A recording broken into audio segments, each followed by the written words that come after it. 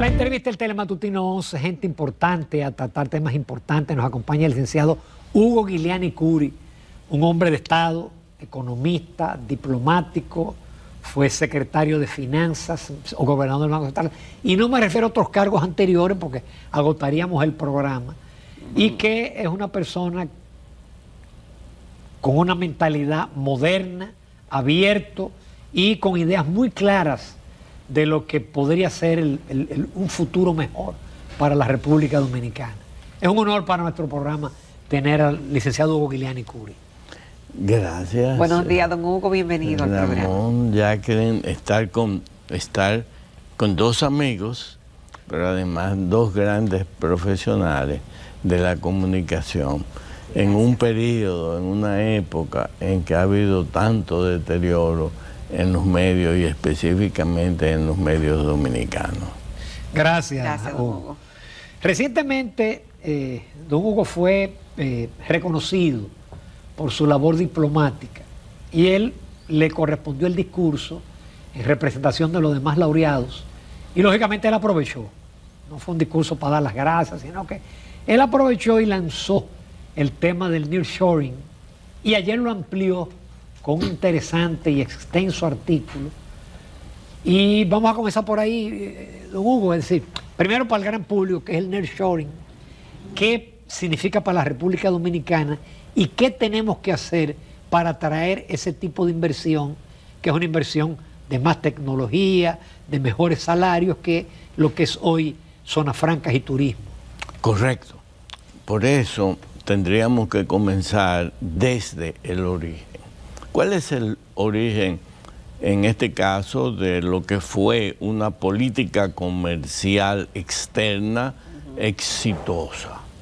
Eso fue la política que se comenzó en el 2002, cuyo objetivo era buscar un tratado de libre comercio con Estados Unidos. Eso tiene sus antecedentes porque en realidad el país no tenía en ese momento, es decir, en el 2000, 2001, una política comercial externa que fuese dirigida para lograr ciertos objetivos. Nosotros negociábamos como parte del ALCA, Acuerdo de Libre Comercio para las Américas. Que no se dio. Que no se dio.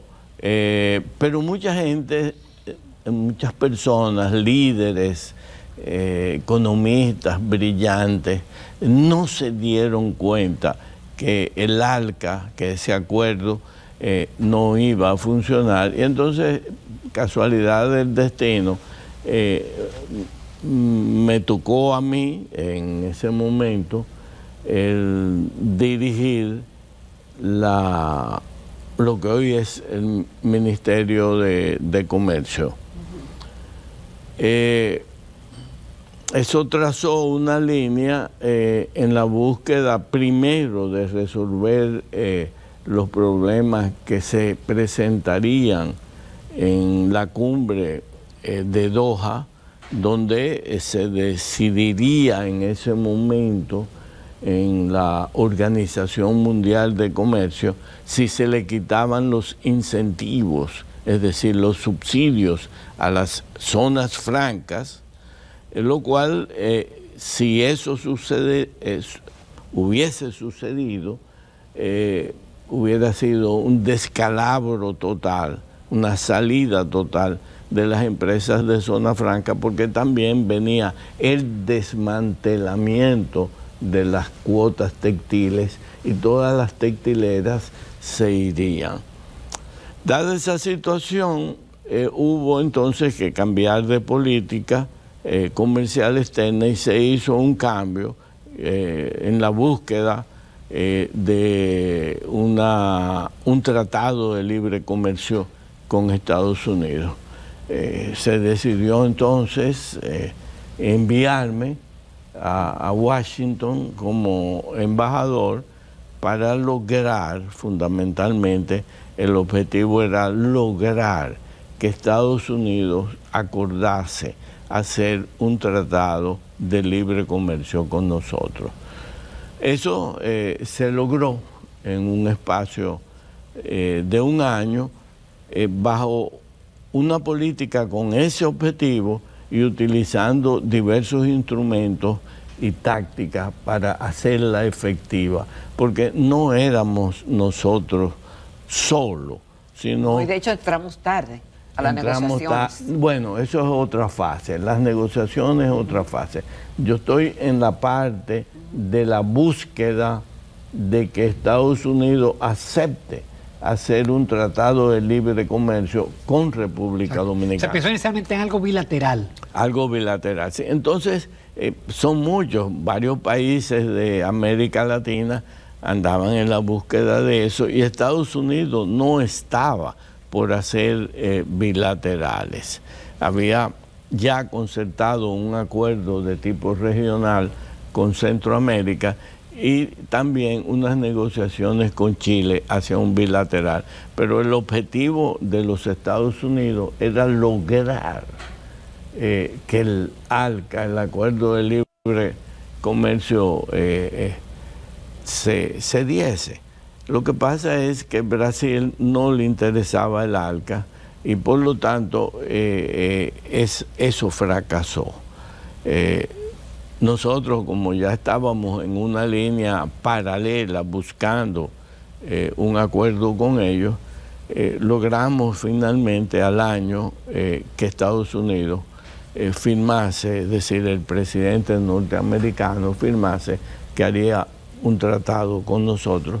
Y después de eso fue entonces que vino el proceso de negociación, que es bueno que yo lo aclare.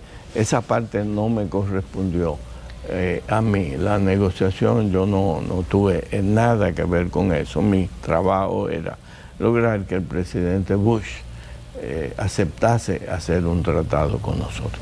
Entonces, eso marcó una línea, se logró, finalmente se hizo el RD-CAFTA, y nosotros hemos estado desde el 2002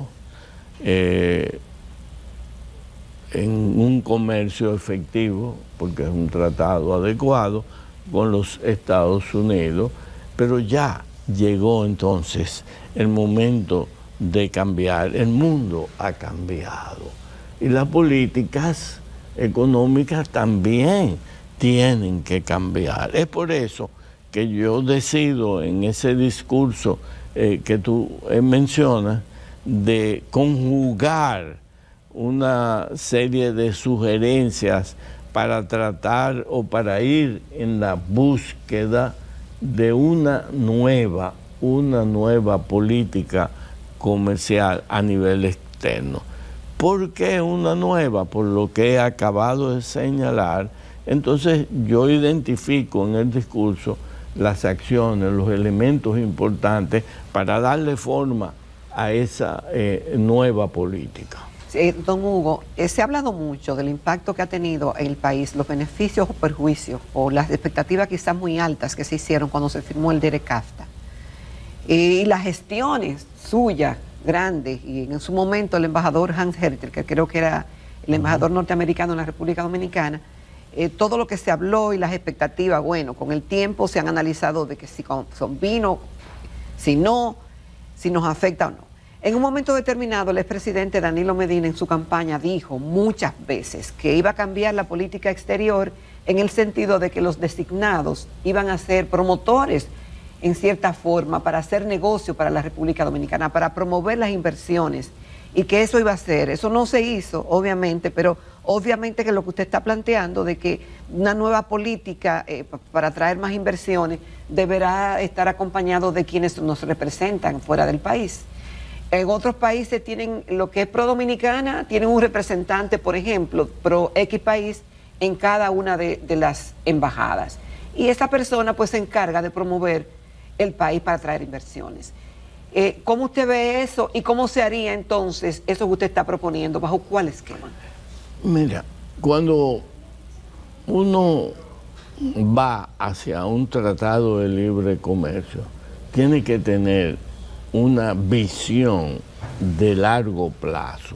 Yo creo que en esa negociación que hizo Dominicana en aquel entonces, 2004, no hubo visión de largo plazo. No, fue una visión de muy corto plazo y por lo tanto quizás lo que pudo ser un tratado que se aprovechara más por la parte institucional que nos iba a ligar más a Estados Unidos, no lo lográramos.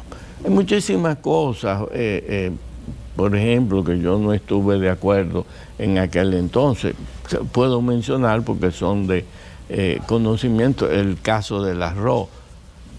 Ahí estamos luchando, lo tenemos ahí. Yo decía, el arroz hay que sacarlo, hay que excluirlo del tratado, el azúcar hay que excluirlo, hay que tener una mayor visión en materia de nuestra relación migratoria con Estados Unidos. Los chilenos tienen ahora unas facilidades que incluso no necesitan visa. Yo decía, nosotros también debemos buscar eso. Es decir, hay muchas cosas que no hubo una visión adecuada. Ahora, lo que yo estoy tratando es precisamente de ir hacia adelante, en un mundo diferente. Pero ¿qué pasa? Ese mundo que ha cambiado producto de la pandemia, en que las numerosas... ¿Cómo se desarrolla China? China se desarrolla, una de las principales fuentes fueron las grandes empresas de tecnología americanas que se fueron a China a hacer sus componentes. Pero simultáneamente en ese proceso los chinos también fueron aprendiendo y montando sus empresas de alta tecnología. Al venir esta pandemia, hay entonces problemas en el abastecimiento, en la cadena de suministro. Y ahí es que se dan cuenta todas estas empresas, tanto chinas como americanas, que tienen que tener, estar cerca de las empresas matriz. Y ahí es que viene entonces el concepto de nearshoring, que es una externalización en que aparece un tercero que está cerca de la empresa matriz y hace los componentes, fabrica los componentes. Eso es el origen. Entonces, simplemente, dado lo que sucedió en la pandemia y el que la cadena de suministros se paralizara en un determinado momento, ha dado lugar a que miles de empresas que están en China, tanto norteamericanas como chinas y europeas, digan, yo tengo que estar cerca de la empresa matriz. México es el que más ha aprovechado. Ahí vamos. Entonces se nos han ido ya adelante México y Costa Rica.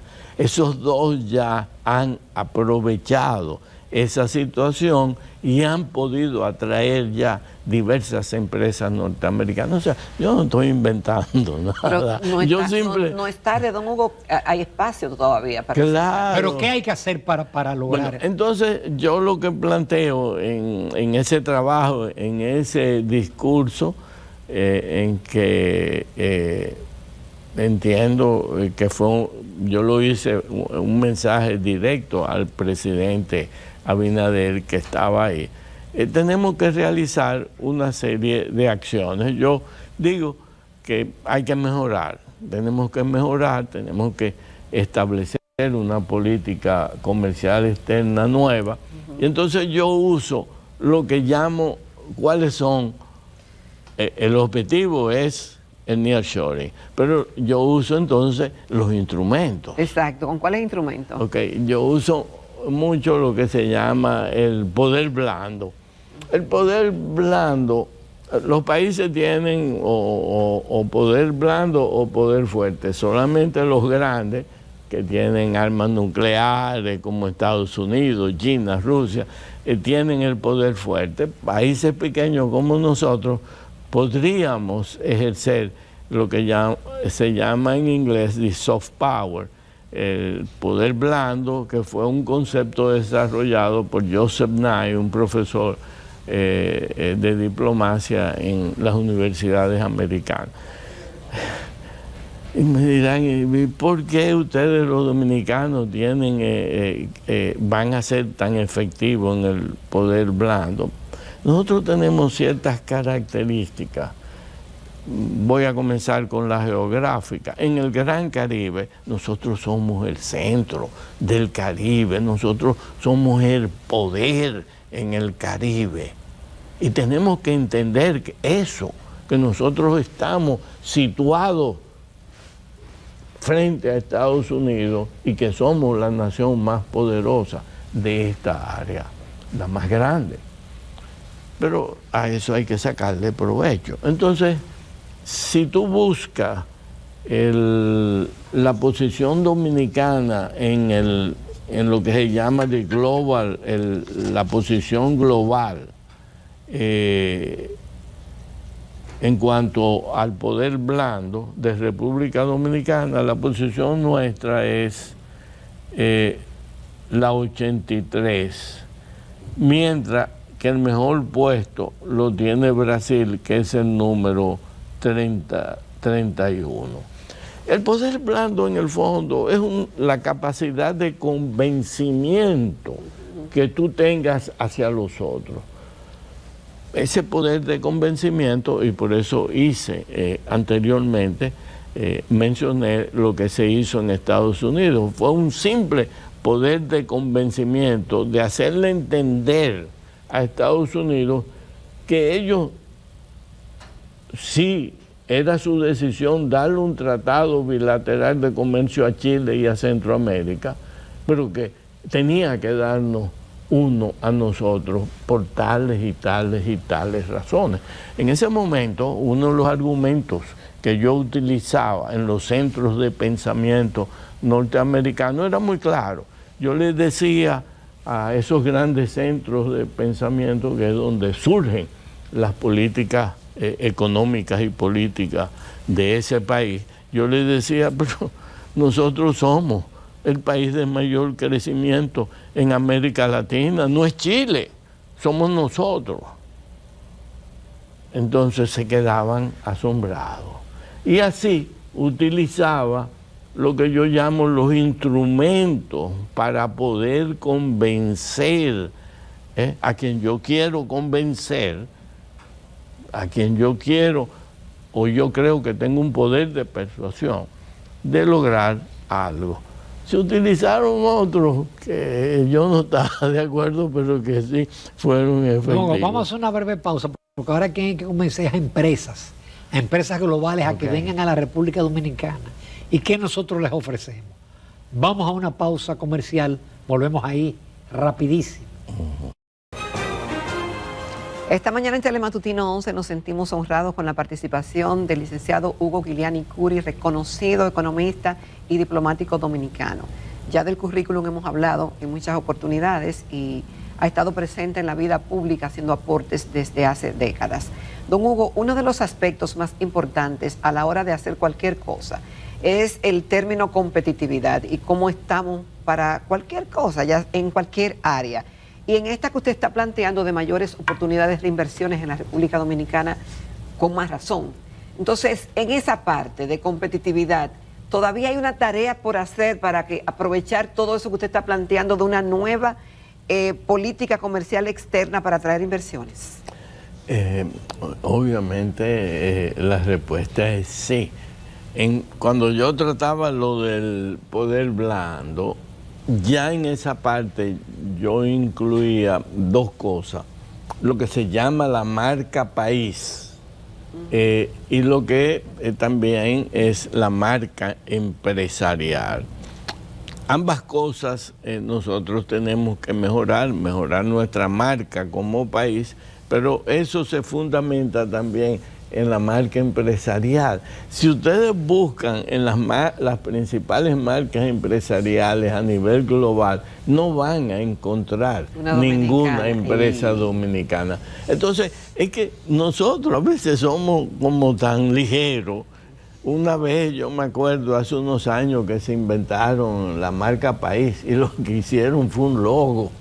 Eso no es un logo, Dios mío, eso es una cosa muy compleja. Aquí hicieron un logo, gastaron un dineral. Y se lo pegaban algunas cosas. Sí. Entonces, no, vamos a cosas más serias, más profundas. Hay que mejorar la marca País y hay que mejorar la marca de las empresas dominicanas. Eso se puede hacer. Es lógico, eso también cuesta dinero y nuestras empresas, hay muchas, y no quiero mencionar ninguna, que pudieran lograr posicionarse en el mundo a nivel global con una buena marca. Tenemos varios de esos grupos y empresas, pero esto no es correcto que yo mencione ni dé idea de nada de eso. La competitividad global, Jacqueline y Ramón, es lógico.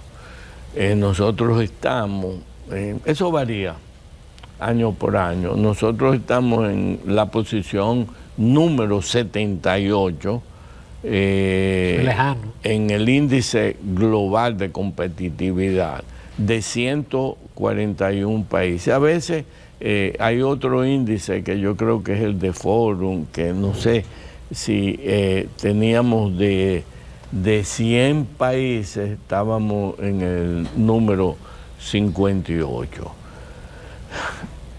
Yo fui, estando como ministro de Comercio, donde se formó el Consejo de Competitividad que hoy tenemos, que por cierto es dirigido por un joven economista muy bueno, a quien yo tuve el placer de tenerlo cuando yo era gobernador del Banco Central, dentro del departamento, creo que era de estudios económicos. O sea que esa es un área donde nosotros tenemos, creo que es una dirección general ahora de competitividad, que va trabajando en una forma, lo que quiero decir, muy profesional. Y vi una exposición hace unos días del presidente Abinader basándose en una serie de datos y conceptos que provienen de esa oficina de competitividad. O sea, se ve que están trabajando, lo cual me alegra. Pero tenemos que mejorar en nuestro índice de competitividad. Yo decía siempre en aquel entonces que nosotros teníamos que mejorar nuestra competitividad comenzando de lo macro. ¿Y cuál era? Exacto, ¿cómo se comienza de lo ¿Cuál macro? era lo primero? ¿Qué era lo primero? La energía eléctrica. Ay, papá. Las deficiencias de nuestra energía eléctrica. Nosotros nunca podríamos ser competitivos en muchas empresas con los niveles de precio, las tarifas que tiene nuestra energía eléctrica. Ustedes se acordarán, yo no sé porque ya hace tanto tiempo, en aquel entonces yo logré que los generadores bajaran el precio a 5,5 centavos de dólar el kilovatio, y después se armó un lío porque dijeron que no, que ellos no habían negociado eso. Y tú no te acuerdas de que hicimos un comunicado con un pirata atravesando con una espada la isla.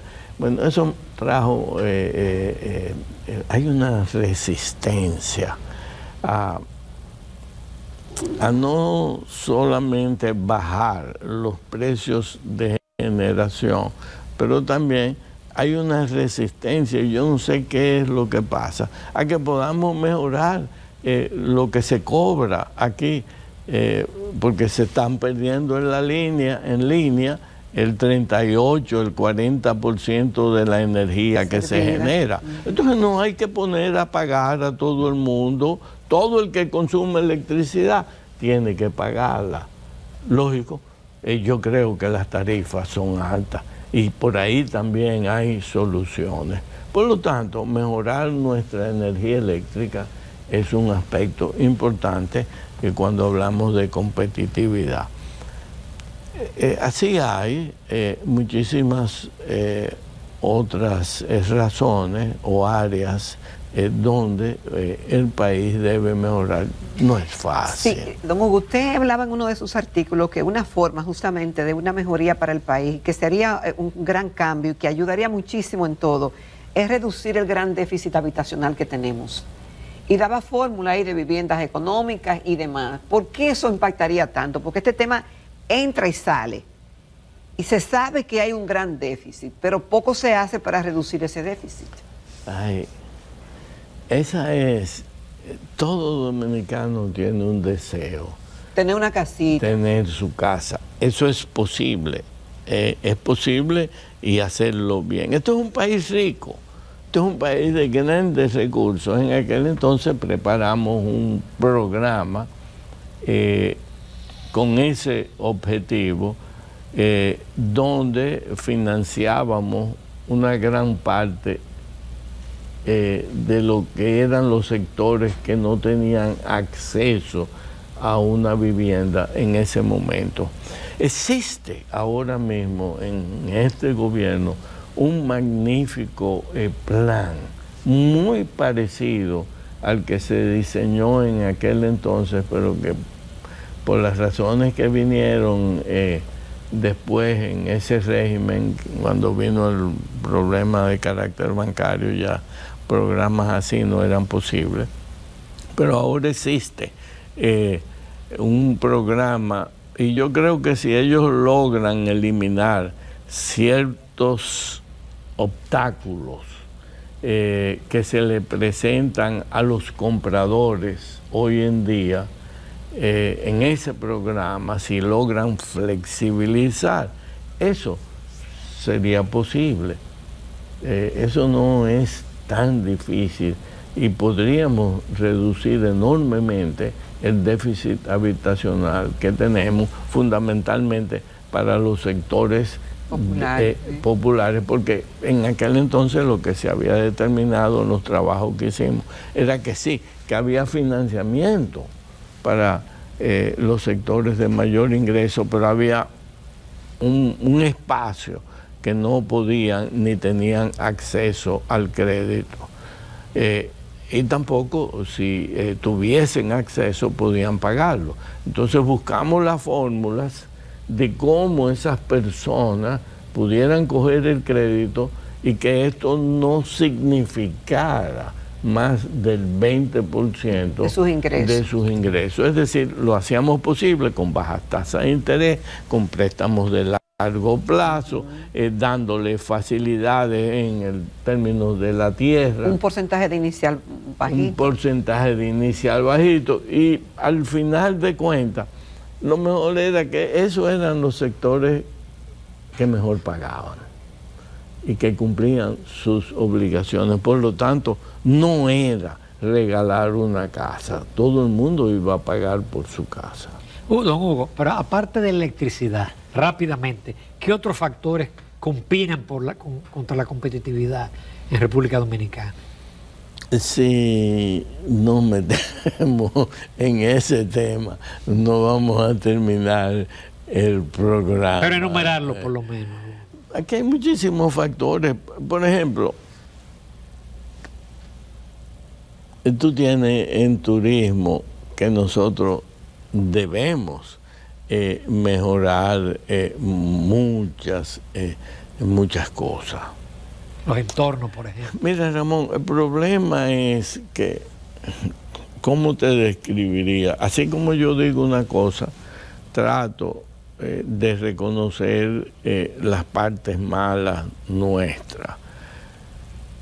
Yo dije hace un momento que nosotros habíamos sido el país de mayor crecimiento en América Latina. Sí, nosotros hemos sido el país de mayor crecimiento en América Latina, pero nosotros no hemos tenido un desarrollo inclusivo, un desarrollo que incorpore y que la igualdad sea mayor entre todos nosotros los dominicanos. Además de que por mucho tiempo también ese desarrollo mantuvo altos niveles de pobreza. También ese desarrollo nuestro ha sido en lo que los economistas llaman en los bienes no transables, ¿no? ¿Verdad? Nosotros tenemos, ahora mismo nosotros estamos importando el café. ¿Cómo va a ser que República Dominicana, yo que provengo también de una familia de ese sector que tenía fincas de café allá en Barahona, Polo y en Chene, en Riquillo, que nosotros estemos importando? Es decir, debemos aumentar nuestras exportaciones de bienes transables.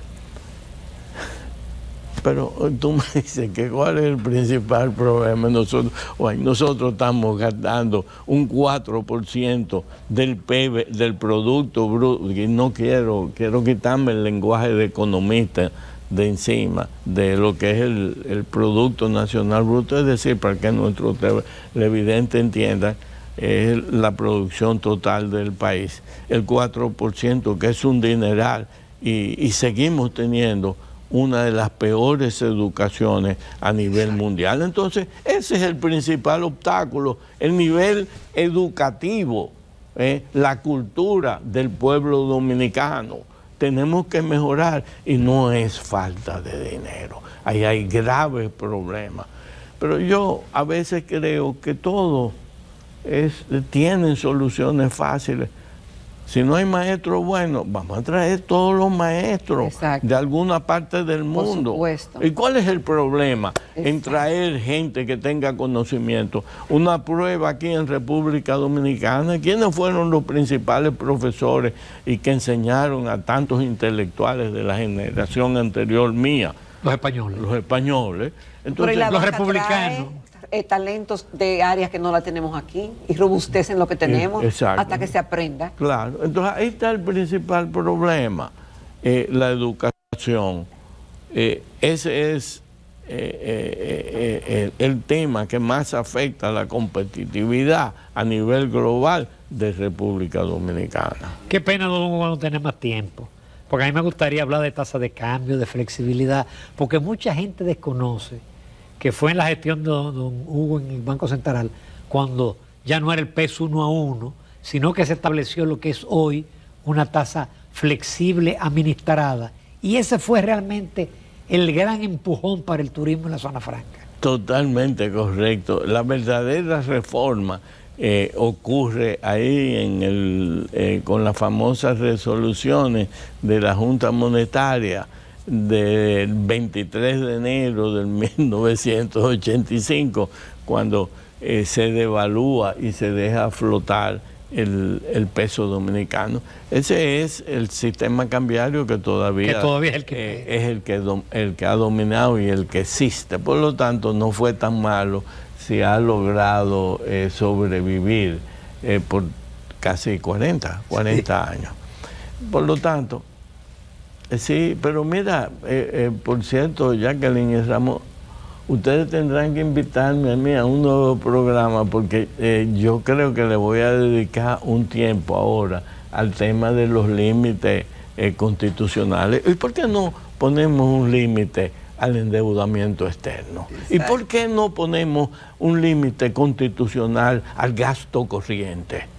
¿Y por qué no ponemos un límite constitucional a la emisión monetaria? Hay muchos límites que se pueden poner. ¿Y por qué no obligamos al país a que tenga que ahorrar de cada dólar que genere nuestro oro para que nosotros tengamos grandes reservas de oro? Vamos a tratar eso. Convenido, don Hugo. Muchísimas gracias.